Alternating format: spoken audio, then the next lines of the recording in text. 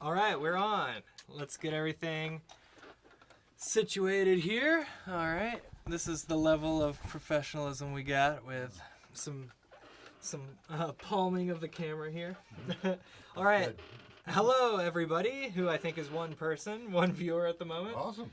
This is Byron. Howdy. Byron Scott, and I'm Sam Irvin. We are here in Irvin Music Studio for round 3 of this live stream, this Wednesday night live stream. Still no real name for the live stream. Maybe we can workshop that.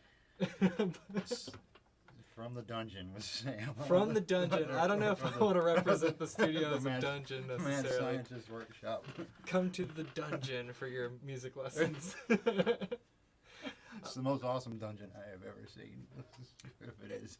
It's coming So, together. yeah. I'm glad that you're here. Thank you so much for covering on short notice. Sure, That's no problem. that's very helpful. My pleasure. You were sort of the impetus for this whole live stream without even knowing it, because we were scheduling a jam a while back, and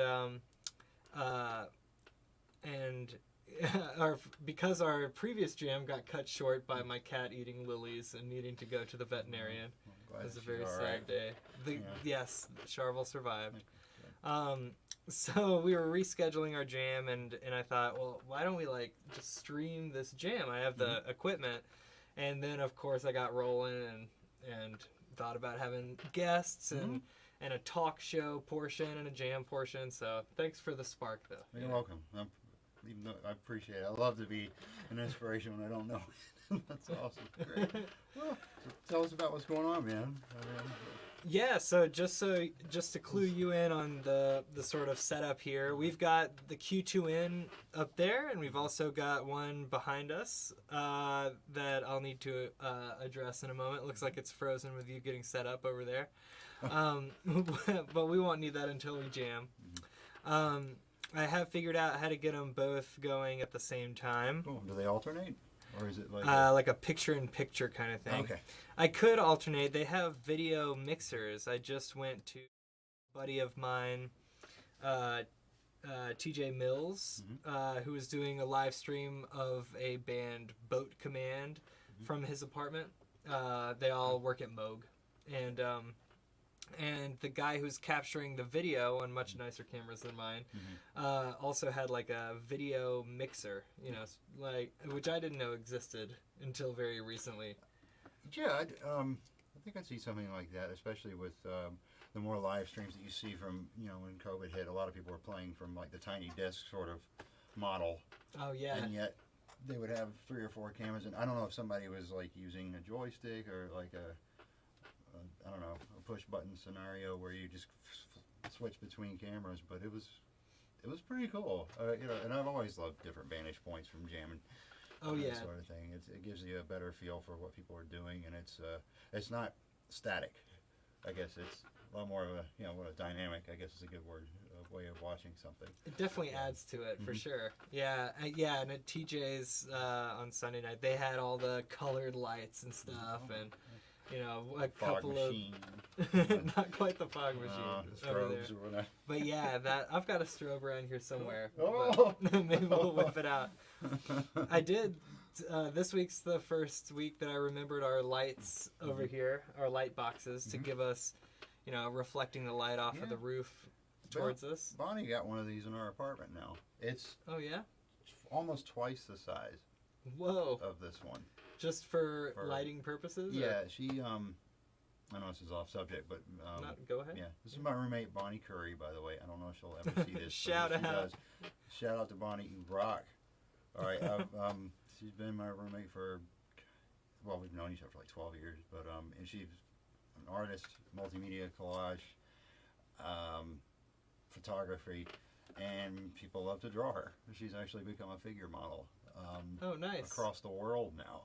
Yeah, she's got wild. People all over like Instagram seeing her pictures, and then they draw her from a photograph that she might have taken either of herself or somebody else takes of her or whatever. But we've turned our living room into basically a model studio where we can set up different shots or just still life or whatever, however we want to do it. And then we got this thing to do the lighting, even though it's weird because we got a big huge window right in the living room looking out over everything, and the light comes straight through that. So I mean, it's a little, it can be tough. You got to be able to screen it off and stuff. But but yeah, in passing, we've got one of those, so I know all about these, and I've had to stop it from falling on several occasions. Yeah, they're a little unwieldy, sort of top heavy. Oh, very for sure. top heavy. Yeah. Yeah, but still, they make a world of difference. They do. Let me address this other camera and see if I can get this in a better position here. So, a little bit of dead air is fine. Again, this is the first chapter of these live streams, so we are feeling pretty relaxed about it, you know. What is this shooting? Is it? It's going to be shooting you eventually. But we're still we'll have to address that in the break in between our chats. So to continue the rundown of our live stream setup, we've right now our sound is just going into that Q2N. I mean, it's a zoom camera. Their whole sort of shtick is that is audio recording. I know you've got a Zoom field recorder that you like a lot. And so I like the audio out of there. Last week, I guess I should come clean. Last week I was using this as well. I was just gonna have it here as a prop so it looks like we're talking into it. But having them both going simultaneously, we ended up with a little bit of an echo or delay in the video. So hopefully we're getting a cleaner sound right here. I've muted everything else that's going on. But once we so really everything's happening with this one little camera right here through OBS and into the Irvin Music Studio platforms on Facebook and Twitch and YouTube and Twitter and Instagram. We're gonna be famous. We're gonna be famous with our one our one viewer. I wonder who it is. If you want to shout out and leave us a comment, then we will respond to it. Yeah, we'd love to take your call, but we don't have any phones. That's right. We can see their comments live though. No matter what they comment on, so it pops up and we can communicate in real time, interactive. So anyway, tell me about the equipment you got over here. All the flashing lights and the cables and stuff. This is quite a setup. I would not even know where to begin what I'm looking at, except I know that it's mostly Moog equipment, right? That's right. Yeah, I worked at Moog for a really long time, and so I collected basically all of the equipment that I could during my time there. I got the Theremin, and not the actual theremin itself. Yeah, so I think that's the only one I was missing. I think the Voyager was there like during my first couple of years, but I didn't buy that either. Okay, well, but I do have the One and the Model D over here, which are like the pretty bona fide keyboards, top tier. Here I've got the Matriarch, which is a wonderful vehicle. Let's see if I can make anything happen on these. But these are what's called the Sound Studio. I've got two of the same one. There are only 3 different models here, even though I've got 4. Okay. Well, it looks like the dashboard of the space shuttle, man. I mean, it's it's pretty involved. Yeah. And it's a pretty self-contained thing. People go out and gig with just, this little, like the 3-tier setup. The top one is a drum machine called Drummer from Another Mother. But it's a sort of unique drum machine in that it only has 8 steps and they're highly versatile. So you don't really end up with like just a sample bass and a sample snare sound. You can sort of create these really weird otherworldly drum sounds, sort of driving, and it's got some melodic capabilities too. Below it there's the Harmonicon, which is also very like rhythmically oriented. It's got 2 sequencers in it, and you can whether the beat is coming from the synthesizer internally, or you're syncing something, you're syncing the clock to something else. That beat can trigger each of the sequencers based on various ratios. So there are knobs there that will control whether the sequencer is going to be triggered every beat or every 2 beats or every 3 beats or every 4 beats. Gotcha. And then you can sort of have those 2 sequencers play off each other in polyrhythms. Sure. Okay. I was going to ask you about polyrhythms, since that's all they are ratios. That's exactly it. Yeah, you would have some fun with that. Sure. And we can get a camera close up on these and sort of go through them too. But I'll just give the vague overview here. The Mother 32 was the first one that came out, and so it's sort of more basic but super fundamental. That's maybe like my favorite synth in here. It and its big, I guess the Mother, because if that's the Mother, the grandmother over there is sort of the next evolution of that, which eventually culminated in the matriarch sitting in front of me. And they're highly capable, but very intuitive. They make sense to me, and I'm not as deep into the synths as some other people can be. Now, you don't have to answer this, but how in the world did you acquire all of this? I mean, like, you got discounts, or this was perks of the... Yeah, I think I'm free to say that I got discounts while I worked there. But, and there was a payroll program where we would, pay off the synthesizers after a period of time. Okay. Well, and so it doesn't change the fact, though, that I decided to invest in these, and a fair amount of my income went to purchasing these, especially the more expensive ones like the One and the Model D. I'm very glad to have them. The mini Fogers are like all I need in terms of effects, and the Moog Fogers up there are even deeper. All right, and these are foot pedals, right? I mean, they all look like it. You got a volume pedal or a wah or some sort of, I don't know what you call it, just a controller pedal, like a volume. An expression pedal. There you go. And then the rest look like foot switches from here. Oh yeah, that's right. These are, and they're made of like hard metal, like iron. So they're engineered sturdily to be able to be stomped on and stuff.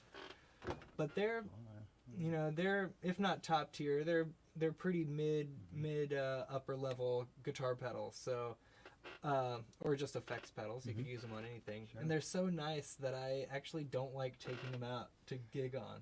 I can imagine. So they found themselves sort of in my whole setup over here. I take it as portable. I mean, if you needed to take all this down to play guitar, do you run the guitar through this, or?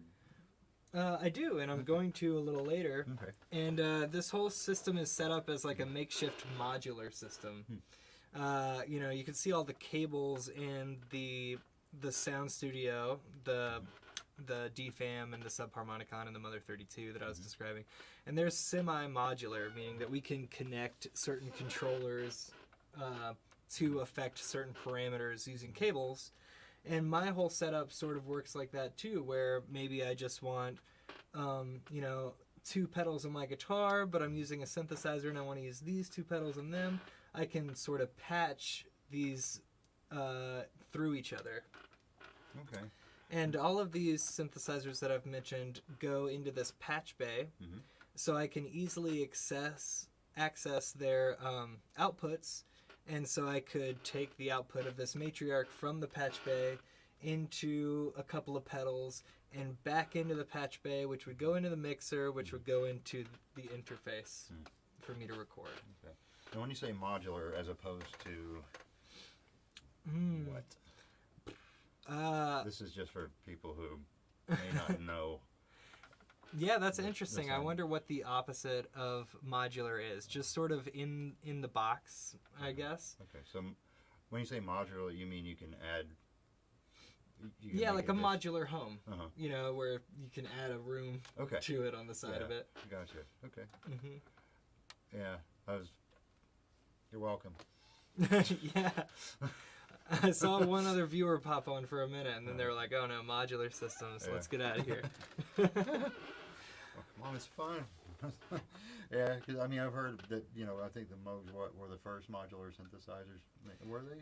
Is that correct? Yeah, I think, well, Moog pioneered synthesizers in general, and the first synthesizers were just like these huge systems that were basically, they were just modular systems where each little part of the synthesizer, took up like a square, and you would patch that part into another part, and you would create a signal path by patching them all together. Sure, but these weren't keyboards per se. These were like supercomputers. I mean, they were huge. Some of the synthesizers in the old days, I remember seeing, they filled entire rooms. Yeah, they are gigantic. You would need a keyboard. That would be part of the signal path, Okay. Yeah, I was wondering how you'd actually sound the notes that you were wanting to do. I figured you'd need a button to push or something like that. Stuff, or a pedal to press. Or I think it was it Columbia University? That I think I remember seeing a couple of records. I got pretty into the history of electronic music at UNCA, so it's been a while. Oh yeah, you're a fellow UNCA alum. That's nice. I know we hopped right into these synths, and I'm not even really prepared to get them sounding for the audience. Why don't you tell me a little bit about you and your musical history? Sure. Well, main thing I've wanted to do with music of my whole life is drums, and I still do. But I really started with piano, which I hated. I couldn't stand it. The practice and the routine and that sort of thing. Even though I like messing around more I treated the piano as a percussion instrument instead of a stringed instrument, and there's still that debate going on. I still think it's a percussion instrument. I think all instruments are percussion instruments, pretty much. You can hit anything, pretty much. You could hit a trumpet, I yeah, guess. if you wanted to. So, yeah. A poor cymbal. Some people would be like, well, that's not what it's for, but man, think outside the box. Rhythm is all around us. Yeah. Exactly. But so I treated it more as a melodic percussion instrument, and which, my teacher didn't really care for that. She ended up calling me a wimp because I didn't want to practice, and I was like, well, I'm not going to have you call me a wimp because. How old were you? 10. Yeah. Yeah, I was more or less wanting to go out and hike in the woods and ride bikes at that point. I was not wanting to take music lessons. However, I had been into drums since I was probably about 6 or 7, but I had never really touched a kit until I was about 12. But it was one of those things where I was watching like drummers play on TV or whatever, and just listening to rhythms on the radio and whatnot. And I knew that I liked it, and I wanted to maybe try that. I don't know where the impetus for that came from, but it definitely was there. And then I remember right around the same time I was playing piano, I would just use chopsticks or get pots and pans and start hitting on them, not knowing what in the world I was doing. But still, the bug was there. And eventually I got into concert band in middle school. And I wanted to play drums in that, but my dad was against the idea. His brother, my Uncle Bill, and he were in a band from 1958 to around. My dad was in it until 1980, and then my uncle got out in around 1970. So, okay. And were they like touring and stuff? Were they big? They started with like high school dances and like local circuits. They were probably, I'd say, the tri-state area. They went around to the adjacent states, but they were never really big. Have you ever heard of like Carolina Chocolate Drops or Liquid Pleasure? The former, I've definitely heard of. Yeah. They're known as the Nomads, and they're still together. There's only one original member, Mr. Robert Humphreys, who was my dad's best childhood friend. He was the saxophonist, and everybody else has either passed away or is left. So the Nomads, are they sort of like those bands? They are like the Groove Arcade. We were in. Yeah. We were soul, funk, Motown. Yeah, that sort of thing. You covered. Is Carolina Chocolate Drops like that too? I just know that name. I thought they were more like Americana. I want to say they're more of a soul kind of. They're a wedding style band. I know that. So I guess they're kind of like. I don't want to say like a la carte, but I think you can kind of tell them give them sort of ideas of a set list, and they'll do it. But they've got a huge number of songs in their repertoire as far as I can remember. Yeah. But and like Doug Clark and the Hot Nuts is another big Carolina band, and all of these they've all played together and know each other and that sort of thing. But That's good. Not to interrupt yeah. you again, but I guess it is good to point out that that's how we met each other, through the Groove Arcade, playing in a soul band together. This, I feel like we've been a little jumbled with Okay. the series of events here, and that's on me as a host. I'm still learning. But, yeah, so we know each other from playing those soul hits, with the Groove Arcade, with, like, this big 9-piece band. I want to just bookmark that and talk about that a little bit more down the road. But you can continue telling me about your... Well, yeah, we'll lead up to that. Okay, so in middle school, my dad was basically of the mind that I should learn an instrument that would facilitate me learning other instruments of its class. For example, woodwinds. Like, he was like, well, you know, if you learn the clarinet, you can learn the saxophone or the flute or oboe or something like that. I'm like, I want to play drums. There are a ton of percussion instruments to learn. I know. But I think he had grown up with a bunch of noise in the house, you know. And I mean, my uncle's a phenomenal drummer too. I mean, he taught me, and he was really good. He was trained classically and marching and that sort of thing. So he knew his rudiments really well. Played traditional grip and just, you know, show me the ropes, the, you know, the things that I would need that would help me throughout my life. But that be that as it may, there was still a noisy instrument. Yeah, that's a lot to sign up for. Yeah, but my dad was a guitarist and a keyboardist and a lead singer, so he was the head man in the band, and he's the one who basically formed it. But I think he just probably got, I don't know, he'd heard enough drums growing up. He just didn't want to hear me playing them, and he wasn't sure if I'd really take it seriously or not. It's a big investment too, right off the bat, a drum set. It is, and that's funny. We'll lead up to that. Okay. All right. So I decided on saxophone, which I really enjoyed. I started with alto and went to baritone after a year, and it wasn't easy because you got to have a hell of a set of lungs to play a baritone sax. But it's a big instrument. Yeah, it is. But it sounds so good. I got pretty good at it. I tried out for Allstate and like honors bands and stuff. Never made it, but I mean, that was on me. I just didn't practice enough. But I did enjoy playing it. But the thing was is that my oldest friend, Jonathan Mason, John, if you're watching this, hey, I hope you see this one day. I know. I hope anybody sees this one day. It'd be awesome. But he started taking drum lessons when he was about 11, I think.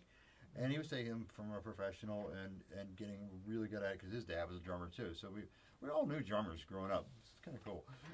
But in any case, I would learn from him. Like when I was playing the Barry sax, we were in the back and the drums were right behind us. So I'd always, John, what did you call it? Was it a paradiddle? What is that? You know, he'd show me. And later at his house, I'd be like, well, show me again. You know, let's just do that. You know, and of course he'd get like blazingly fast with this stuff. And I'm like, you know, I'm just like, oh yeah, for sure. He's like, oh, you just keep doing it, and we'll get that fast one day. But I know. I was trying that stick control book for a while, and I'm it's tedious. So goofy with it. And the way I eventually learned to do it was just playing along with songs on the radio. That's how I got it. But the thing is that, back to what you're saying, it's a big investment to get a drum kit. It's true. What my dad ended up doing, he got me basically the crappiest snare drum imaginable. I think it was like a CB700. I don't know if you ever remember that brand, but it was like a Sears brand back then. Okay. And he got this little like aluminum splash cymbal on this little arm that came on the snare rim. I broke that thing in about a week. And then he got me a pair of hi-hats, and that was it for my 13th Christmas. I've still got pictures. I wish I brought them too, because my sister got a karaoke machine, and we got pictures of us jamming out in the living room. And It's so 80s. It's so ridiculous. But in any case, what I did was I took the snare and the hats, and I used the floor as the bass drum. And my uncle had a parade snare. It's really nice, and it was old Slingerland, or no, it was an old Ludwig, actually. But what I did was took the snares off and then took a stool, a four-leg stool, and flipped it upside down and put the drum on there. So that was my tom. And I would just put my headphones on and jam out to Duran Duran and Michael Jackson, Tears for Fears, or Huey Lewis, or whoever. You know, very 80s. Yeah, exactly. Right it's there, like the soundtrack to American Psycho or something. You know, right, for sure. Yeah, but I jammed out to all the greatest rock bands of the 70s and 80s pretty much, and learned that way. And then when we moved to Greensboro, my dad died when I was 14, and then after that we decided to go to Greensboro because that's where my mom grew up. And got a house with, I had the coolest room because it was right above the garage, and it had this little alcove where I could set the kit up. And my uncle gave me his kit, which was an old 64, like a Ringo set, like the old Ludwig Black Oyster pearl finish, and it's worth some money today, but man, I almost destroyed that kit. Oh yeah. Oh yeah, I was into just wailing on it. yeah, because I was listening to some really heavy drummers like Stuart Copeland, Bonham, Neil Peart,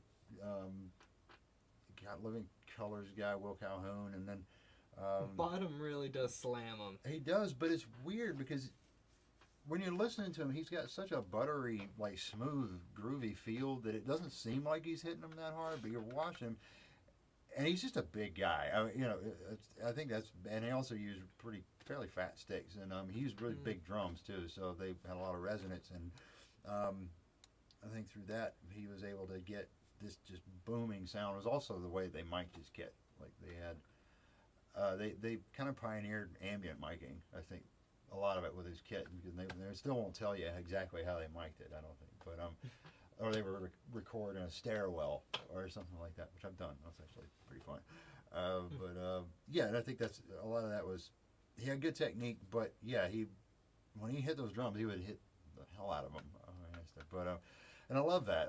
I think I've always been attracted to powerful drum sounds because it's fiery and just, I don't know, there's a lot of energy and just emotion in that, and I like that.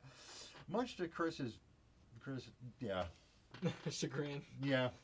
Chris's chagrin. Yeah. Chris, that was fun. the band leader of the Groove Arcade. Yeah. He never liked me playing loud. It's just funny. That room wasn't treated very well. And that was like a 9-piece band, so we were really honking it out. What could we you had the do, brass. So you made it to college eventually. Yeah, I did. I went to military school before that.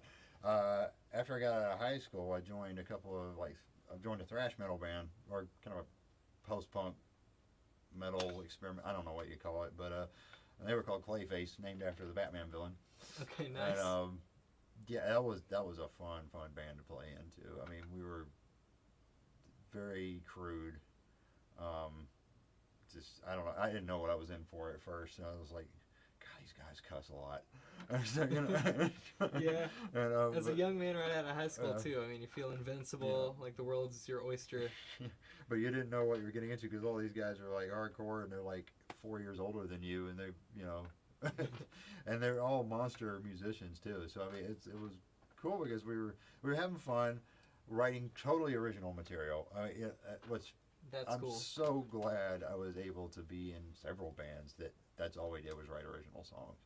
I think it's important for creative outlets and that stuff. And, absolutely, yeah. Covers are important too because they hone your technique more than anything, but originals hone your creativity. You know how it is. Mm-hmm. Yeah, I mean, and music is like an inevitably communal activity, and so if you're writing music, you need all of that influence, all of those different colors or tools in your tool belt from other artists, and if you're only like listening to the radio and then trying to write your music without ever learning any other songs, I feel like you're barely scratching the surface of that influence that's vital to writing your own music. Yeah, I did learn that in college a lot. I mean, I'd gone to college once, and went 96 to 99, and then I dropped out because I didn't want to be there anymore. It wasn't being productive and stuff. So, and I'd only just started taking music classes then. I wasn't an official major at that point. So I was getting out and thinking, well, I may go back, I may not. And in the meantime, I got in a couple other bands that were also original and did really pretty well with those. We toured a bit. I mean, we almost made an album. We had enough songs for an album. But I don't know, things just happened and it just broke apart, and half the band moved to Atlanta, and then I went off to military school. Military school was before all that. I'm sorry, I should have told you about that, because that's where I learned my rudiments mainly and how to really hone my skills and start taking actual lessons. Oh, okay, gotcha. Yeah. Did you go to military school after 18? Yeah, I went when I was 20. Interesting. Yeah. Why? Oh, because I'd hit rock bottom in my life, and I partied way too much, and this was the year I took a year off from high school. So you needed some discipline, but you didn't go as far as joining the armed forces. No. You just went to a military. I didn't even know that was an option. Yeah, it's my parents threatened me with military school a couple of times. Oh well, when I was the colleges, the military colleges are typically the ones where you would go and serve after you graduate, like West Point. Mm-hmm. And that's what I think you have to serve 6 years after you get out of there. The Citadel, I think it's 2 or 4 or something like that. But no, our school was a Baptist private school. Jammed religion down our throat 4 days a week, which is fine. I got into it for a while, and it helped. And I did really well at that school. Got top of the class, and did marching band. We were in the #1 marching band in the state. I mean, mainly not for our music, but for our formations. Mm. Yeah, we had to line up and march in a certain pattern and stuff, and we were just lockstep perfect. Yeah. And we practiced every day. Right. Out in the sweltering heat of Virginia. Yeah. Most people don't think Virginia's hot. It is a jungle in the middle of the state. But and we were wearing full wool regalia out there. Oof, yeah, it was torture. But harrowing. Oh yeah, we did marching parades in 20-degree weather for about 4-mile marches with a harness. I mean, these drums that we have were marching drums are about I don't know, about 16 inches deep. Mm-hmm. So it's like a medium-sized trash can. So you're can. working your core. Yeah, I mean, but the thing is, the harness that we were wearing was made of fiberglass, so it was not very forgiving. It was not flexible. It was a very rigid harness. Then eventually it would pull you forward if you let it, because the drum was resting here, and it was pulling down and forward. So basically you had to scrunch yourself up posture-wise in order to compensate for that. But the thing is, your shoulders got wrecked by the end. I mean, and that's where we kind of learned how to do Moeller technique, which is sort of more of a whipping motion with your arms. It helps to save energy, and it helps to maximize your movement with the least amount of effort, pretty much. Do you still employ that on the set? It's a lot more subtle on a drum set. Because once you really get into the technique, you start off with exaggerated motions, like this sort of. It's almost like, imagine if you had wings and you were flapping them. Mm-hmm. That's the same motion that's in the Moeller technique. Or if you're cracking a whip or throwing a baseball, it's the exact same motion. Or even bouncing a ball. So if you can, make analogies to other world things like dribbling or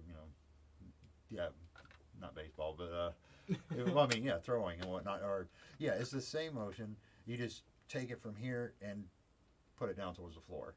Mm-hmm. So you're throwing this way instead of that way. Yeah, gotcha. Mm-hmm. And it's helpful to and you start off with these big motions, but then you realize that it's actually, once you get here, it's still there, but it's such a minute movement that it's like I said, subtle.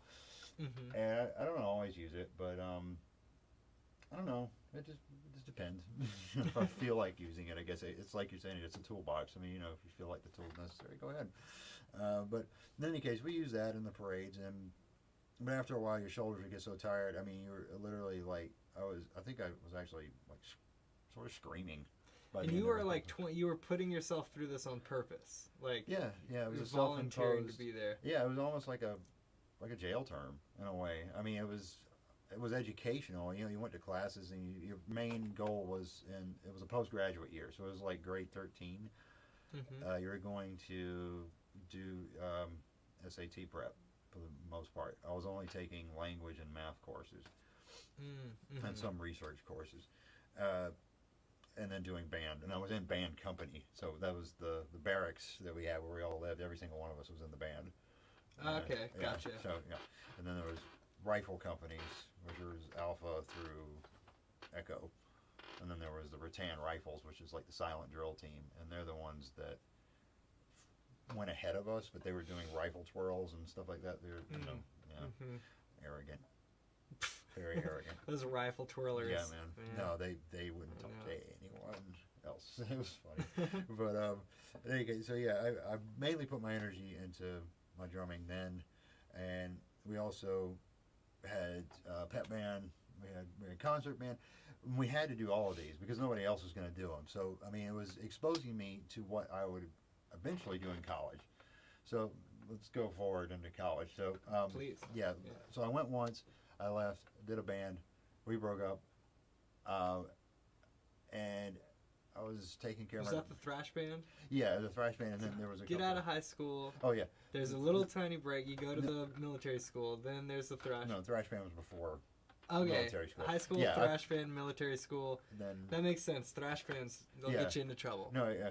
That was the one watch where out. I partied my ass off and just got way too messed up in the head and spiritually and physically and all this. So did you find salvation through the military school? Like, did you? I found structure. Yeah. I mean, I found that structure is a good word. I mean, I at that point I'd never been more proud of myself and the realization that I had the potential to do great things. All right, good. Yeah. Yes, good. So now with that attitude, where did you go? Oh, I went started this I other got into band. UNCA actually. I went straight into college Okay. after that. Cool. Looking back on it, I don't know why recording was such a big thing for me, but I was thinking, well, I could really probably do this because I wanted to do something in music, but I didn't think performing would, give me a great career. It's a difficult choice. I had the same decision to make going to UNCA. Was I going to do jazz studies or the tech program, the recording program? And I went for the jazz studies program. So I guess you went for the recording. No, well, at first I did, and I got out of it during summer school when we had. I don't know why I did this, but I decided to take physics 1 and 2 in summer school. I lasted 4 days. Oh no! Yeah. I think. Well, physics were part of the tech program. They were. Right. But I really should have done my homework. The teacher, even the first day was exactly. No, the teacher came up to us and was just like, "Look, you guys can't have a life outside of this class. You've got to study 8 hours a day. You can't have a girlfriend. You can't have a job." What? That's nuts. Yeah, that sounds like too hard of a teacher.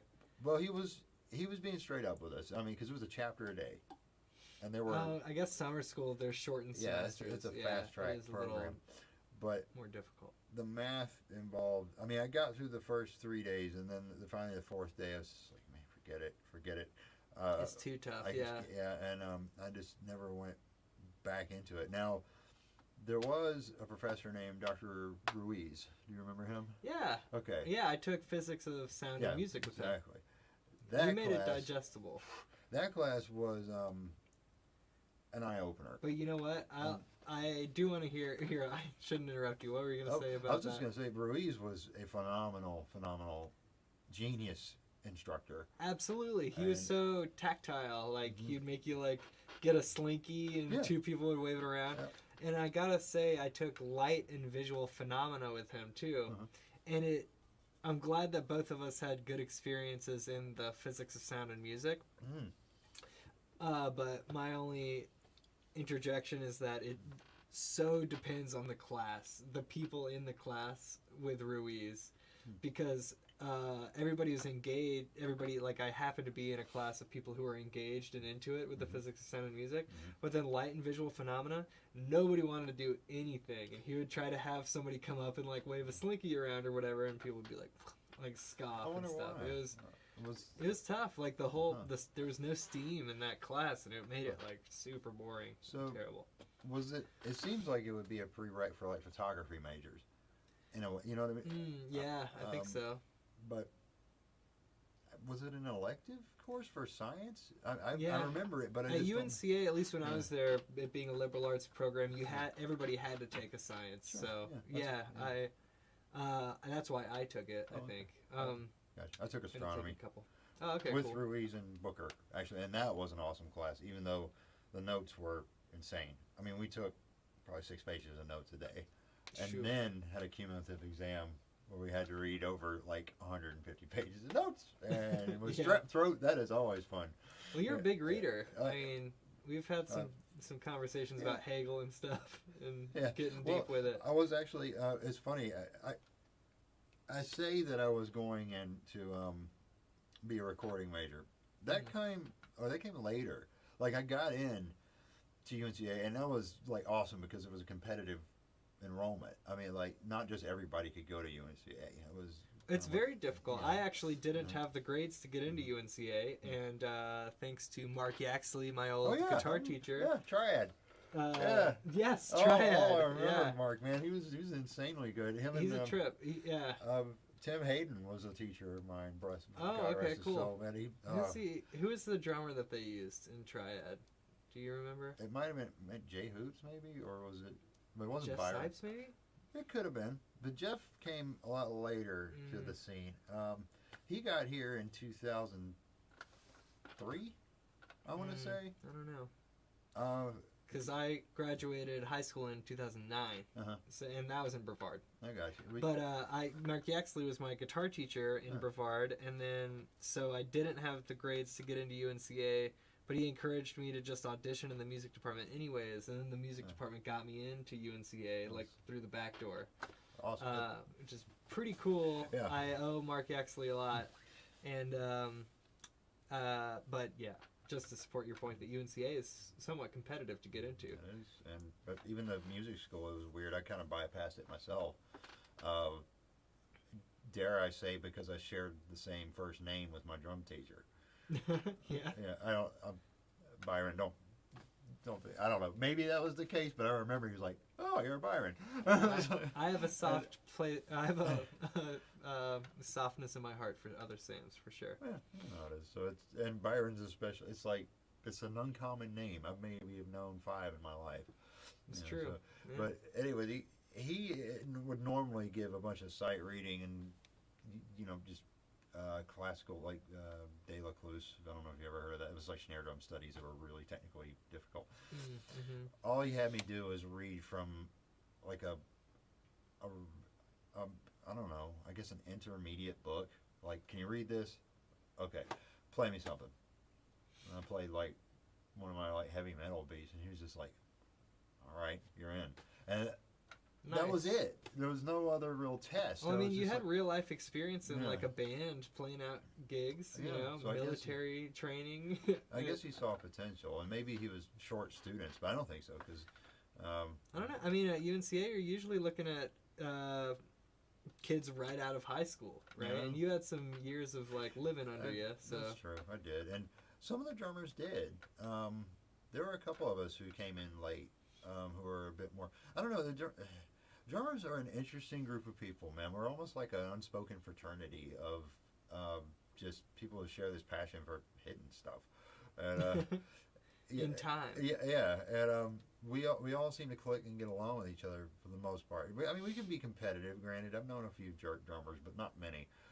It's nothing like, from what I've seen, lead singers and guitarists. I don't know. You tell me if I'm wrong, but guitarists are some of the most competitive music with each other. That it seems like they kind of just like, oh, he play They guitar. can be. I think classical guitarists are sort of loners. Okay. Yeah, I'm thinking more rock and that Yeah. sort of thing. And singers suffer from what we used to call LSD, was lead singer's disease. It's kind of like That's the good. diva complex. Classic stuff. Even though the vocal majors were, I always liked them. They're all very cool to me.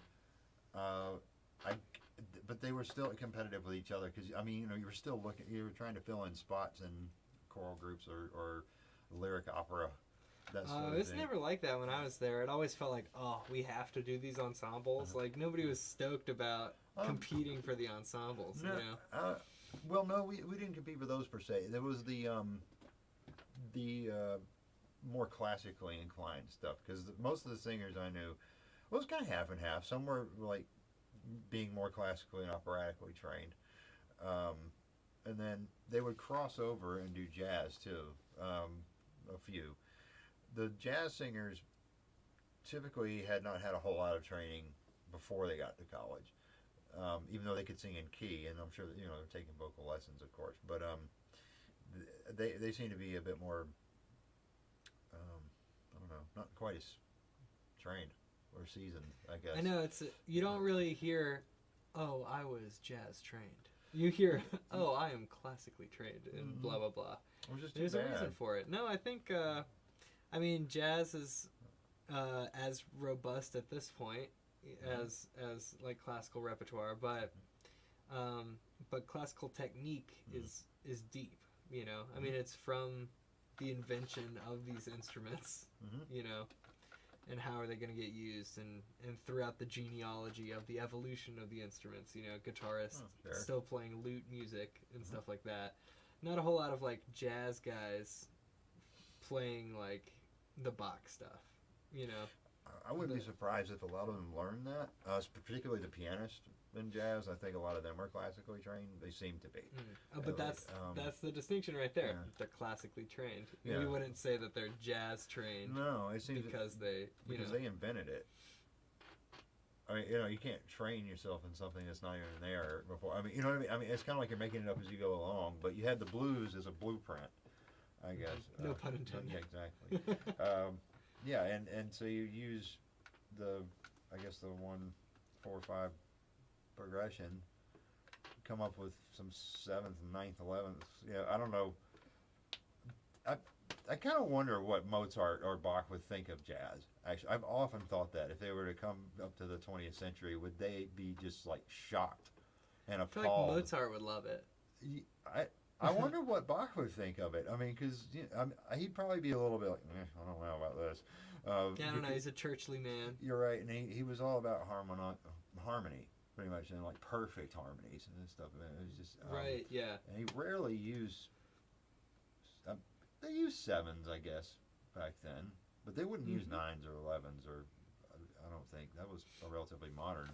I can't speak to that much. I do read some Bach, but typically it's the cello suites or the lute suites, so there's not a lot of notes to make the 11ths or the the 9ths or the 11ths. But in classical technique, it's suspensions and stuff. So what it's an 11 in jazz would be like a suspension, in classical thought that would typically resolve somewhere else. Okay. So you might hang out on the tension of that suspension, but I think it would resolve somehow. Whereas sometimes in jazz you would just be in the tension, and then a different tension, and then a different tension. Or it would. Well, and that's the thing about jazz I love too, is it can leave you somewhat hanging. Like you can have these kind of bittersweet endings of songs, even though they resolve, but they don't quite. They just kind of float off into the ether, and you're kind of left wondering what might have happened. Yeah. Some of them, particularly, like in the who am I thinking of? A lot more modern stuff. We're talking pretty huge genres here, sweeping commentary. Maybe we should be careful. Oh, okay. Well, I'll bring it back to school. Is that Sure, yeah. Give me the last couple minutes of it here, because we're going to take a quick break and set up to jam. Yeah. Well, let me think. Okay, so I did mainly in college. The recording thing, suffice to say, went by the wayside. I did a couple of semesters with it, and I liked it, but I realized the performance was where I wanted to go. But this is after I had gone through thinking about being a philosophy major, accidentally getting into the 300 level courses 2 years early, and then getting a lot of headaches. Yeah. I double majored, so I have the philosophy degree. Yeah, so it is headaches. Learning about existentialism right after an intro course is probably not a good idea. Because you haven't learned anything before it. You're jumping straight into Camus. It's just, but you just got to embrace the absurdity of it. Back then, I was just, oh my God, this is depressing. Reading it now, it's more like, okay, yeah, I get it. It's there's a lot more of a positive message there. I go back and forth. I've never been a huge fan of the existentialists, honestly, which is funny because that's like younger people, like 20-something, bait for those philosophy classes. You're not kidding. They, I love Sartre quite a bit, but I can't get much farther into, like, Camus had the leather jacket and he's so cool. You know, a lot of those French dudes were like the rock stars of the philosophy. Anyway, I'm so sorry for interrupting you. Go ahead. Oh, it's okay.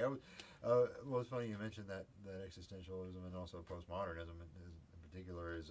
I was in a really awesome experimental band in college called Spoof.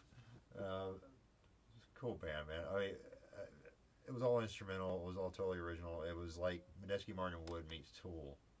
That's what we were. Pretty much this like heavy metal progressive jazz group almost. But the keyboards and the basses were we didn't have a guitar, which was interesting. The keyboard was the guitar, but they were heavy into postmodern philosophy, and to the point of where I was like, dude, you've lost me.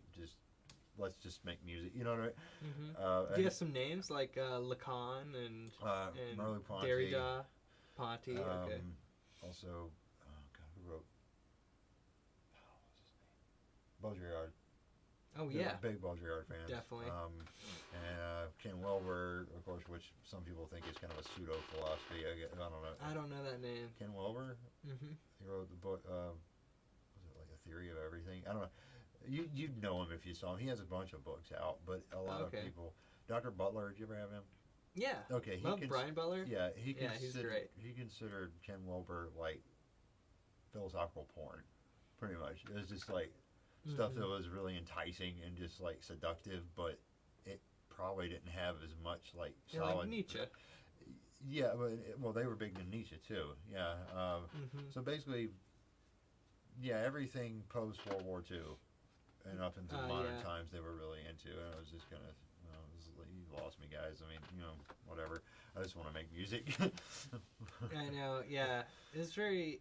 I was obsessed with postmodern. I can't claim that that one didn't get me. I didn't read any of those guys, but I just loved the concept of like a post-meaning sort of place. Where anything could mean anything, and it's up to us to like ascribe that meaning. To create signals, for each other. Well, we definitely seem to have arrived at that in a way, especially with TikTok. I think that's kind of like now. I mean, it's like just memes in general, like how people fall into that. It's also Warhol's kind of prediction is like everybody's going to have their 15 minutes of fame, but you can have your 15 minutes multiple times. Now, oh yeah, well I'm trying this live stream thing, and it doesn't seem to be working very much. But oh, it's okay. We're in the fledglings. The infancy stages. I know. Thanks for that reminder. Sure. Yeah. No, I mean, all it takes is more people knowing about it and sick jams to lure people in. Yeah, hopefully. That's really where the gold is here. But I really appreciate you sharing like this life story. And I love the setup of how we hear where you're coming from and where your skills originated and how you've honed your skills through, and there's more of the story. I'm going to let you finish, I promise, but and then like we're going to land in the now with a jam. I think that's sort of neat. Yeah. Bring up to the present. Yes, exactly. I mean, I know we've been kind of scattered and going off in different directions, and I haven't really gotten into like. Well, I will say that I have a kind of a philosophy to how I play, and it's more of a. I don't know. It was weird. Like in the Groove Arcade, I wasn't. Sad to say, I wasn't allowed to really express it because we were just doing really kind of straight stuff. There's a lot of corners to what we were doing, and soul music and Motown and stuff is like that. That's fine. We knew that, and I was like, we're not going beyond the ninth chord, pretty much. I mean, we might play a ninth every now and again, but most of the time it was major, minor. Oh yeah, I also felt myself to be a little bit more experimental than the boundaries of that band for sure. And I think we were trying to keep it more straight and narrow with that sort of thing, and it was frustrating for both of us, I think, in a way. Even though, in another way, it was a challenge for me to keep it simple because I'd been so. What's the word? I guess more inductive in my playing, more like specific, like going from the inside out. It was more centrifugal instead of centripetal. So That's what I'm saying. Is that what I mean? I know what you're saying. Where basically it's starting here and it's going out pretty much. It starts simple, but then it keeps getting bigger and bigger and more complex. Right. So but then you have to stop it. Yeah. If you got those if you're in a box. Yes, exactly. I mean, you're putting yourself into a box, or kind of reining it in a little bit. It feels like you might have a yoke on you or something. It's like, whoa, horsey, Yeah. But it's okay. I mean, you learn it's good for discipline. So basically, what I'm trying to say is, throughout my young life, I was a bit more throwing everything I could at a song at first, and just seeing what worked, and then bringing it back into what really fit. So it was basically, we did a lot of jamming when we were writing songs. We'd jam out for 30 minutes and be like, okay, we record it and be like, okay, well, what ideas did you like from this? Let's take this. But we'd be playing whatever, and it's like, okay, well, I like that. Maybe play this a little faster, and maybe take the ride out instead. Go the hats here, or something, or play the toms more in this part, or it's like, it sounds more jungly or something, like, so we kind of twist it that way. But I guess back then I thought that getting everything out, not at once, but I mean, in a fairly short amount of time, was the easiest way to start realizing what I didn't like. And then just kind of whittling it away down to what I did like, instead of being really simple and restrained at first, and then building upon that. Okay. That was for the most part. I didn't always do that. But now you flipped? Is that what you're saying? In a way, yeah. I think I kind of did, because I really learned from, the Groove Arcade taught me one thing that I'll always remember, is that sometimes the simple grooves, the less, it can definitely be more, particularly if there's someone else who needs to shine in a certain part. You need to lay back, let them shine. It's not about you. It's about Meg, really. I mean, or singer. So, I've certainly got that weakness, for sure. Even if I'm playing in a duet, I think it's the jazz in me. You think about a jazz band, and everybody's going ham all the time. Even if they're laying back, that bass player is hitting some sweet notes in there when they're walking. And they're playing really complex scales and stuff, and I like that level of complexity in the music that I'm playing. But I also like gigging, and getting out there. Me too, and I've missed it a lot. There's nothing quite like being in the spotlights and seeing people bouncing around and nodding their heads and screaming for you to play and all that. I mean, it's such a great ego boost, and it's it's electric almost. I mean, because you're basically sending a bunch of energy out to them. It's a great feedback loop. Totally. And granted, I've only played a few like jam-packed shows, but those are the ones that I tend to remember. Either that, or I don't know, whatever people are dancing, man. As long as my job is to make people move. That's as a drummer, especially. Yeah, you're. Yeah, I can't dance. I'm not the greatest dancer in the world. I bet you're a great dancer. It used to be, if you got me a couple of margaritas, yeah, sure, I'd be a right. Yeah, I'd be a fantastic dancer. But that can help, or at least you feel like a better dancer. You don't care at that point, But yeah. Well, it's 9 o'clock. So, do you have any last thoughts about what we were chatting about? Not really. I mean, I'm just glad to be here. I'm glad you could have me here. Thanks so much for coming. Sure. I'm gonna I'll have you back, and I will have a better. My hosting abilities will have grown. I think we did pretty well, actually. You think so? Yeah. I think we covered some ground for sure. We talked about, how often do you talk about how children are drawn to music in general, whether it's family roots or the radio and beating on cans, and talking about how you might not be able to play the instrument you really want to at first, especially in high school, because those concert bands are limiting in a certain way, and you know, we explored different worlds of music with a punk band, and then needing more structure with like military training. You really come from a background of these like fundamentals, you know. Well, I got to the fundamentals later. That's for me. Like, I didn't take lessons for the first probably 12 years that I played. Oh yeah. And I didn't want to. I was just like, yeah, I'm comfortable. But it's almost like being drunk and dancing. You think Right. that you're awesome, and really your timing sucks. I mean, and you just don't quite know it, and you need somebody to show you a metronome. Another pair of eyes is huge. Yeah. In a couple of weeks, I'm going to have my guitar teacher on, Andy Urich. You know, Cool. I take lessons every week, and I was experiencing some like left arm pain that brought me to him in the first place. But now I realize, you know, again, music is so communal, and another pair of eyes is very helpful. Yeah. That pain goes away pretty soon. I mean, I know all about some. Oh, it has. My timing sucked probably too, but my problem was that I was playing like just totally weird, Gotcha. you know. Yeah, and that's, my posture was off. I know, and that's a hard thing to try to focus on, especially like if you're a passionate player, and you allow your body to get into it. It's hard. It really is, especially if you slump or if you bang your head too much. You could really mess your neck up eventually. Yeah. You can scrunch your back up in a weird way and stuff. So I'm still working on that. It's probably going to be a lifelong thing, but. Well, I'm going to make you cram under this roof. Yeah. We'll see if you can have good posture back there. See. All right, we will be right back with a jam. Thank you, Byron. Sure. I am Sam Irvin. We're here in the Irvin Music Studio.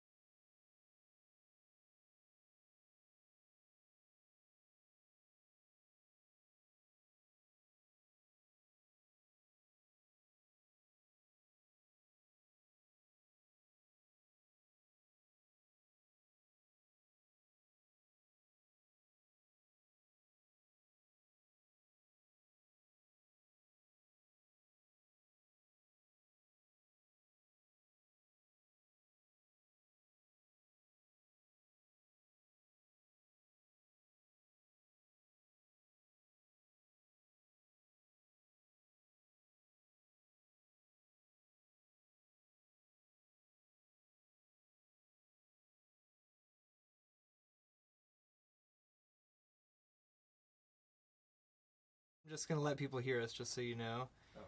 I want this combined shot,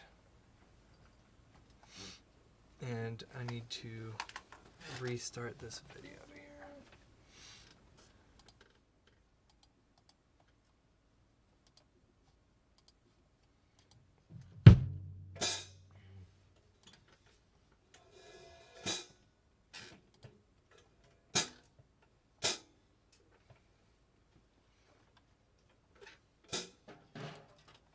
There we go. Oh, nice.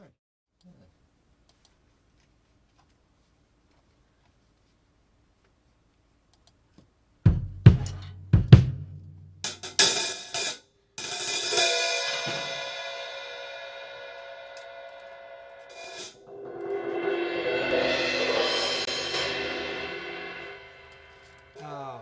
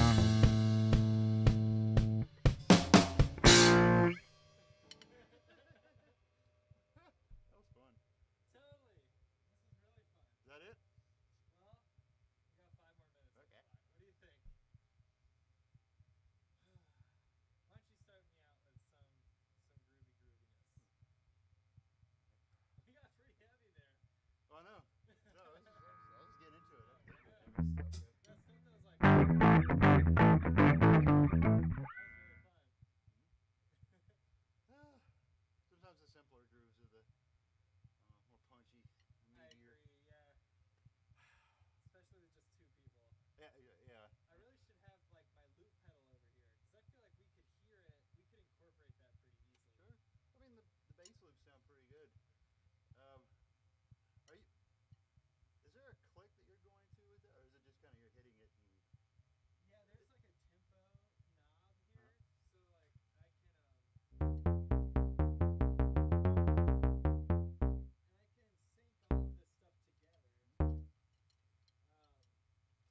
including the loop pedal somehow. But yeah, it's a little wonky. So like if you're drumming, I can't tap it in. Yeah. Well, actually I can on this, but I just don't have very much experience doing that. Okay.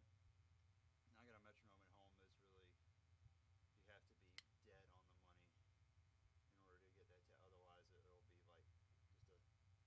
So Yeah, the synthesizers are so delicate that they will get off of each other even with the tap tempo. But like but we would hear it and we would stay on top of it. You know what I mean? okay. Oh, I don't feel like I need the drums in the mix at all. You know what I mean? Next time I feel like You're here. Huh? I've got them in mine. Oh, I know. I don't think I need them. That's what I'm saying. You know what I mean? I like it. It gives it a more organic sound through the mic. It's almost like you're hearing it in another room. It gives it a bit more breath. It's hard to explain. It gives more of a spatial feel to it. Okay. If that makes sense. It's a little airier. It's not as punchier, but there's not as much depth as when. I mean, I can hear the depth of the toms right next to them, but the attack is that much stronger with it in the mix. Yeah. Which is nice because it's easier to hone in on the attack because that's the high end. Yeah, the transients. Yeah, it's what cuts through everything, pretty much. So I like that. Well, if you like it, we can have different mixes too. So that's something too. Well, this one's fine. This one's great.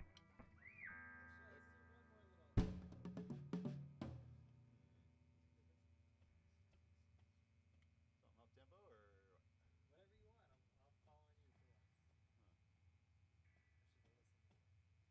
I'll fall on you for once. I should have listened more.